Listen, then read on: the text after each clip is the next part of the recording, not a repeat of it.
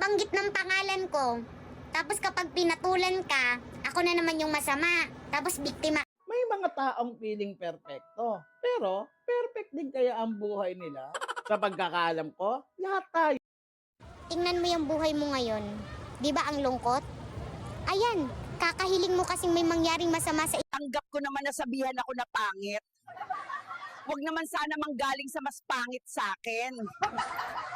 Kawawa naman daw, patawarin ko na. Kasi pag hindi daw ako makakapunta sa langit. Tahimik lang ako. Pero alam ko lahat ng pinagkakalat mo. Huwag mong bantayan ang buhay ko, hindi kita babayaran para maging CCTV ko 24/7. Bantayan mo ang sarili mong magulong buhay. Kahit anong ganda mo, kung malandi ang kalaban mo, sorry ka na lang. Sabi niya, ayaw niya sa mga taong plastic, pero plastic din naman siya. Takot lang siya sa sarili niyang multo.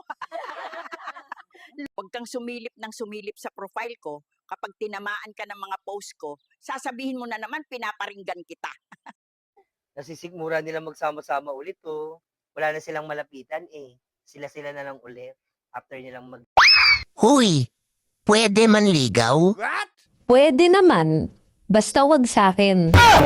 Sabi nila, puro post daw ako sa Facebook. Eh, anong gagawin ko sa Facebook ko? Maglalaba. Kung ayaw mo ng post ko, delete mo ako. Wala akong pakialam kung hindi mo ako pinapansin. Wala akong pakialam kung hindi mo ako pinapansin. Huy, ang daming naiinis sa'yo. Kahit ilan pa kayo, wala akong pake. Huwag kang pakampante sa taong mabait kapag kaharap ka. Tandaan mo, tahimik lang ang ahas. Kung nakakaganda lang ang stress, artista na ako. Real talk. Balita ko, sinisiraan mo daw ako. Natatawa nga ako eh. Ganon din kasi Ay! Kilala kita.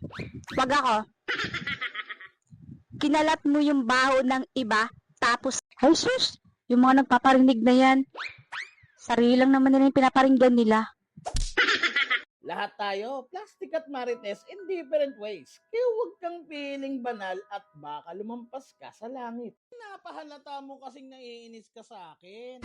Yan tuloy, ginaganahan ako lalo. Anyway, huwag kang Sinong nagsabi sa'yong nakakatakot ka maging kaaway? Parang mas nakakatakot ka maging kaibigan eh. Kung gusto mong mainggit ako sa'yo, imposible yon. Wala akong balak agawin ang ugali mo.